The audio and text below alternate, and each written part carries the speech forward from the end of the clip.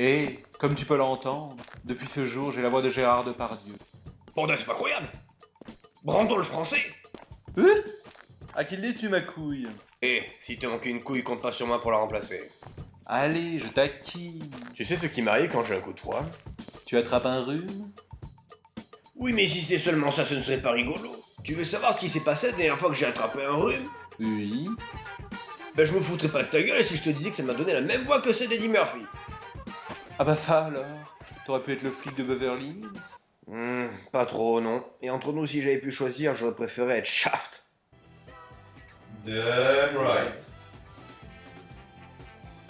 Messieurs, si vous êtes réunis ici, ce n'est pas pour un routine habituel, ni quoi que ce soit de similaire d'ailleurs. Même si la vie aux côtés de Marcellus, mon nom de famille, est toujours une fête, un moment de plaisir, et...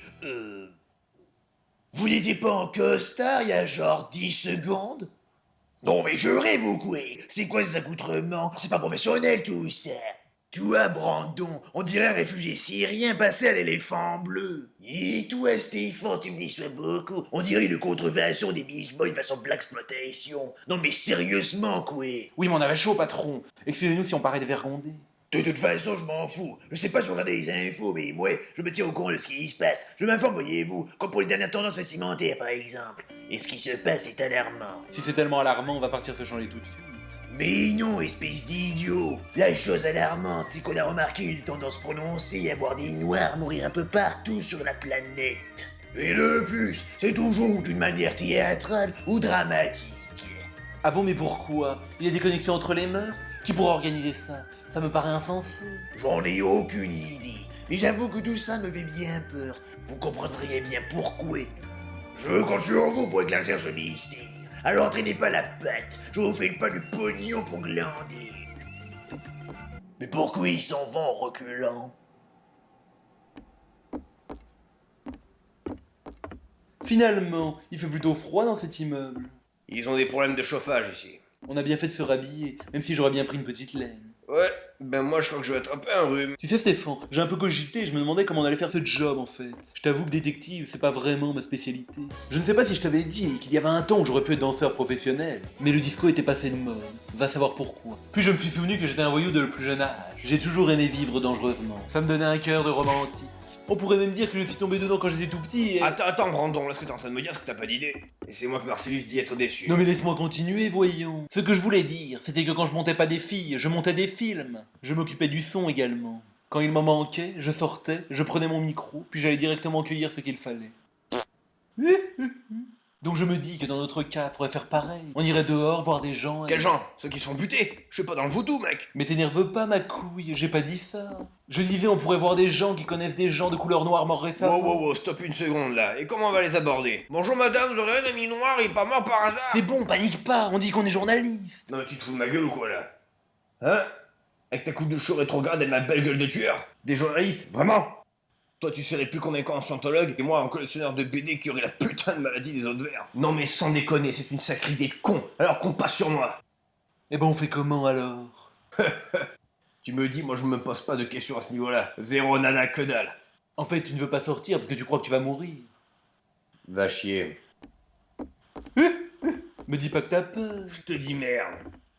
Si tu le sens pas, j'y vais tout seul, qu'en dis-tu? Tu sais quoi, bonne idée. Va la faire ton enquête minable. Bon alors, Brandon, qu'est-ce que tu me veux?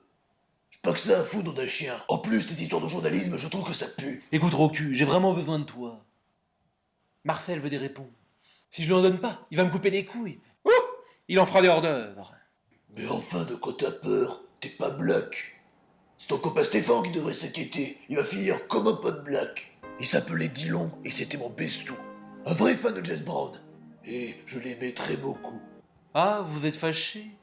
Ma parole, mais t'es vraiment con quand tu t'y mets. T'es pas juste con, t'es l'inquisiteur de la connerie, le prix Nobel universel de l'ignorance, le tour de maître de la réplique qui pue, le malin de Brando de la punchline moisie. Oui, il est mort. D'accord, je pense que me faire couper les couilles aurait été moins douloureux. Ouais, je me suis emporté.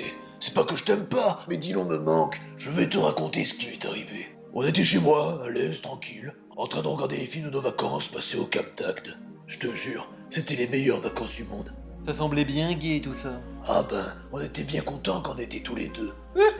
Seulement, comme ça, à l'improviste, il commence à me parler de choses assez vagues. C'est en rapport avec vos vacances à la plage? Ben non, après ça, il s'est engagé dans l'armée. Et il a rejoint ce gros con d'Arnold.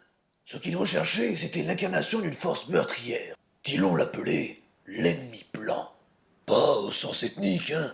Je te parle d'un truc tellement blanc qu'il était translucide. Invisible même. Et c'est ce truc qui l'a tué? Oui, Dillon est mort là, dans la jungle. À chaque fois que j'y repense, ça me déchire. Les bras m'en tombent. Tu penses que ça veut dire quoi cette mort? Ah, j'en sais rien. Disons que ça nous dépasse. Peut-être un phénomène. Une malédiction qui tuerait les noirs parce qu'ils sont tellement la classe qu'il faut rééquilibrer la balance. Va savoir. Y aurait un symbolisme? Je pense qu'en essayant de changer son destin, il s'est condamné lui-même. Et maintenant, il est mort au combat. Et là, je me fais chier tout seul avec un con comme toi. Ah bah merci, j'y vais. Voilà. Pauvre recul, il me fait de la peine ce type. Et qu'est-ce que t'as branlé toi? J'ai fait mon Sherlock du ghetto, mec, et j'ai fait des découvertes. Des découvertes? Tu ne sais même pas où se trouvent tes poches. Tu trouverais même pas ta queue si tu l'avais dans ta bouche. Oui, bon, ça va, hein. J'ai eu un ancêtre lointain, très lointain. C'était le cousin 4ème degré de mon arrière-grand-tante Judith. Ce gars, c'était mon porte-craché. Sauf qu'il avait pas de cheveux. Il travaillait dans le bureau de ne sais quelle entreprise et il est allé faire une demande d'augmentation. Mais manque de peau, le patron était un vieux crevard impérialiste. Après avoir croisé le fer en négociation, il lui dit d'aller se faire foutre et qu'il continuera la grève s'il n'a pas ses congés payés. Jusqu'ici, tout va bien, me diras-tu. Ouais, j'imagine. Bah non, la foudre s'abat sur lui sans prévenir. Non, tu me mènes en bateau. Non, c'est pas des conneries. Et je t'ai pas dit le pire. Le mec de la sécurité s'est ramené, il a vu qu'il fallait stopper le courant qui passait entre eux. Alors il lui a coupé le bras. À qui? Au cousin 4ème degré de ma grande... Oui, ok, bon d'accord. Et pourquoi lui et pas le vieux? Va savoir, en tout cas, pas d'augmentation, pas de congé et plus d'emploi. Il s'est défenestré sur le champ. Et il s'est écrasé sur la voiture de tante Judith. La blague, c'est qu'elle aurait survécu si elle ne s'était pas étouffée avec l'airbag. Oh, c'est pas de chance. Il s'est fait niquer par le pouvoir du patronat français. C'est fâcheux. Pas de chance, hein. Attends que je te parle de mon oncle Sam. Il était chauffeur de salle à Marineland. Là, il était en train de faire une répétition en face de ses collègues, juste avant un spectacle. Il parlait de sécurité concernant les dauphins. Tout semblait paisible. Un requin? Mais tu parlais de dauphin. Ah bah d'accord, il a pas eu de chance aussi. Au moins il a vécu sa passion jusqu'au bout. Marcellus a raison quand il parle de toi, t'as vraiment tout d'un con. Moi je crois pas à tes histoires de malédiction, tout ça c'est des balivernes. C'est des contes, des légendes urbaines, de la pacotille. Ce sont des accidents de la vie courante, et en plus ils faisaient tous des métiers à risque. Et derrière, j'ai pas raison. Pour moi, c'est très flou tout ça. Oh mais allons, tu vas pas me dire que j'ai tort, Étienne. Ah bah manquerait plus que tu meurs pour lui donner raison. Merde, t'as buté mon neveu.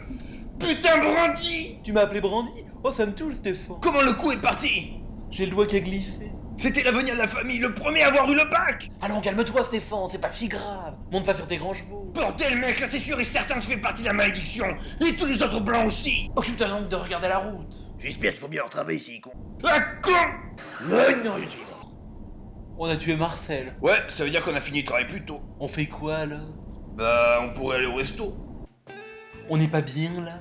S'il y a une chose que j'aime bien, c'est manger. Ah, ça me donne pas. Écoute Stéphane, au sujet d'Étienne, je suis navré. Je sais que tu prévoyais des choses pour lui. Arrête de t'excuser, ça ne te va pas. Non mais, sérieusement. Parle pas la bouche pleine. Finalement, c'est pas la faute des blancs, c'est sans doute une force dont on ne maîtrise pas le sens. Ou quelque chose de ce genre. Enfin bon. Le fait est que... je suis encore vivant, alors je m'en vais. Mais pourquoi donc? Mais tu crois quoi? C'est pour rester en vie. Je vais partir loin de là pour échapper à ça et me mettre à l'abri. Non, tu peux pas faire ça. Tu peux pas partir. Je fais quoi moi sans toi? Sans toi, je suis comme Obélix sans Astérix. Sans toi, on sera plus cette belle paire de valseuses. Achète-toi un chien. Attends là, ma couille, je me souviens d'un truc. Bah vas-y, je t'écoute, Brandon. Tu sais, la fois où on allait aider Étienne à faire ses devoirs, et que son petit copain avec son sweatshirt saveur saumon est devenu jaloux de nos costards parfum chocolat. Ouais, quel trou de balle celui-là. Je sais pas si t'as remarqué, mais même que nous on avait rien, même que lui il était mort, et même qu'il était blanc. Ah mais putain mec, mais oui.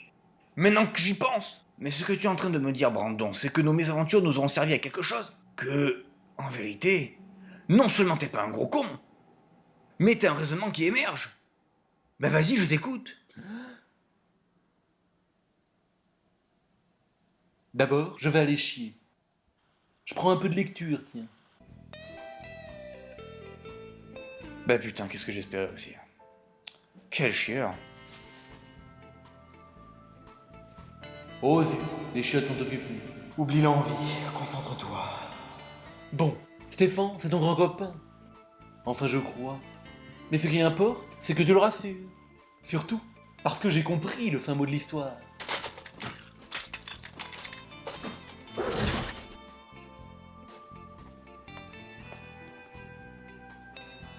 En fait, c'est pas une question d'ordre ethnique. Ça n'a rien à voir avec la couleur, ni même la classe. Il s'agit de fonction. Oh, ça alors, ça va laisser une tache.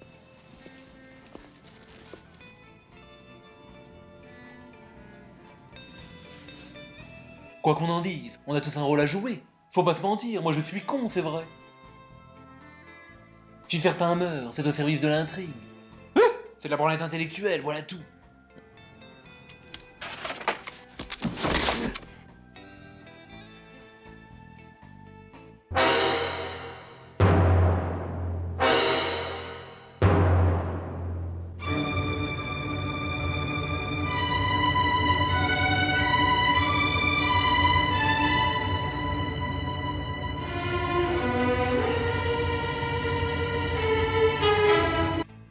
Salut les petits culs, c'est le concierge. Je viens pour le ménage.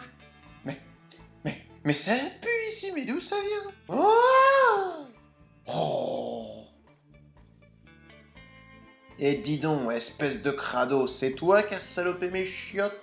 Oh bah je m'excuse, mais il n'y a plus de papier, vous comprenez?